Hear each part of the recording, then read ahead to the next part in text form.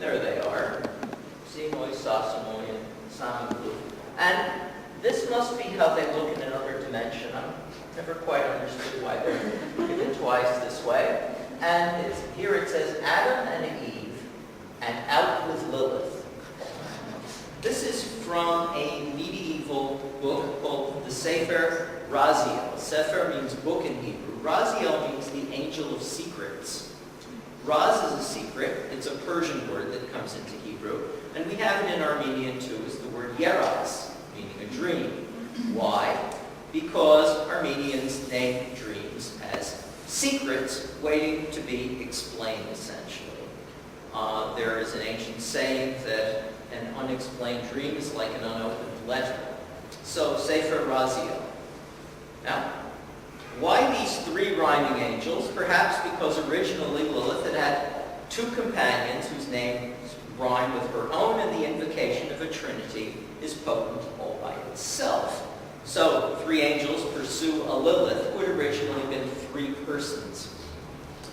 In Jewish homes, it became commonplace to put a talisman of this kind near a woman abed with child. This was called in Yiddish in Eastern Europe a kindredzettel, from the German kindbetzettel, childhood tag or childhood label, and sometimes named a Shir Amalos in Yiddish, a song of degrees after Psalm 121, which is often recited as a defense against evil influences. And these things are still printed in various countries. One of these bears the title Shmira L'Bayit V'Layuledet, protection for the house and the woman in childbirth, with Psalm 121 at the center. At the bottom is the western wall with the dome of the rock, cypresses, and Al-Aqsa Mosque rising gracefully above. Grab the next one. There it is. That's Jerusalem. And this is the Psalm. And it says, L'Mazal Tov, good luck. Although how these creatures are going to bring one good luck, I don't know. Another kindbetzettel against Lilith and other evil spirits. Grab the next one, please. Yes. Depicts a many-armed magical bird. Here. Right. With the old Hellenistic magical name Agala. And the tetragrammaton, that's the four-letter unpronounceable name of God, in both plain scripts and angelic script. Angelic script means script made out of stars connected by lines. The Germans call such script in ancient magical manuscripts a bit more prosaically Brillenbuchstaben, meaning eyeglasses letters, eyeglass letters, and you can see why.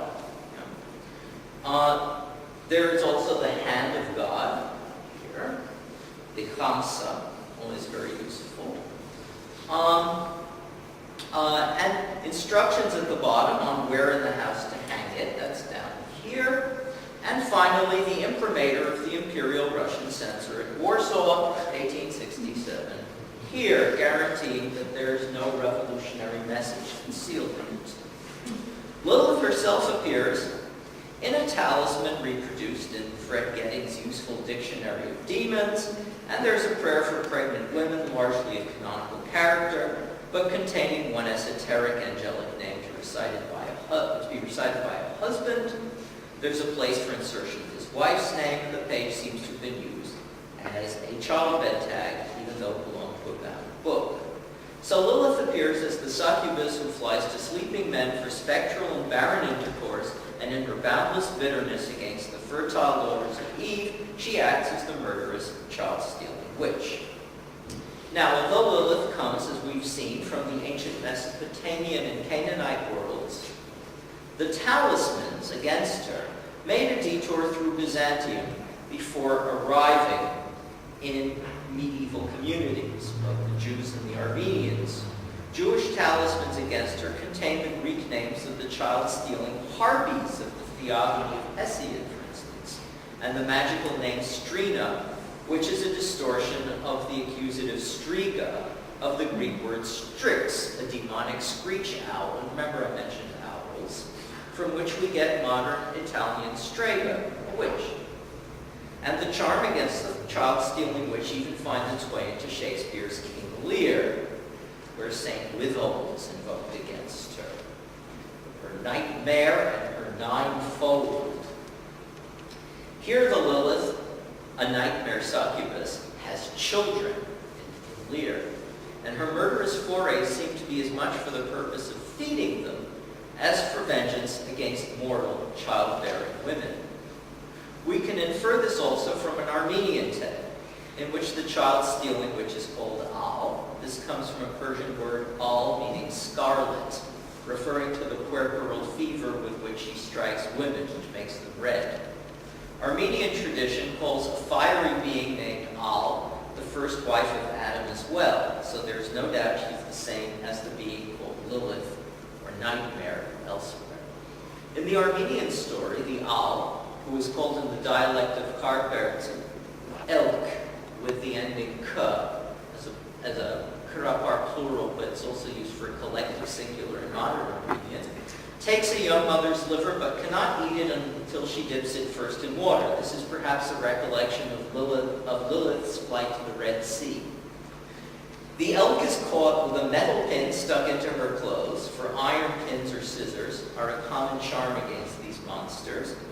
And once she's captured, we learn she has many children herself and has stolen the liver in order to feed them. She returns the human mother's liver, becomes her servant, and eventually is freed after promising not to harm 7 generations of the family. The only thing she's allowed to do is to make their wooden spoons break. Maybe this proviso has to do with the relative potency of iron over wood. The Al is shown in Armenian talismanic scrolls, as we've seen, as a long-clawed, horned, bearded, tailed, club-footed, pitch-black monster holding the innards of a victim, as in the tale from Clara. And it resembles typical depictions of demons that we find in the margins of medieval Armenian manuscripts, one of which depicts Jesus healing a man stricken blind and dumb by demonic possession in Matthew 12. And in another illustration where St. Sission and Peter are shown confronting Als, the demon facing the viewer looks a bit owlish, perhaps like a stray. Armenian talismans against the Al do not invoke the angels Sinui, Sasanui, and Samangluf, but 3 other saints. Sion, which is Zion. Sisi, perhaps from Sis, the capital of Cilician Armenia, but it's a shortening of Sicinius. And then Sisiane, which is definitely Sicinius, as a Greek vocative. So the same triad, same story, and both in their present form affected by a Byzantine Greek prototype.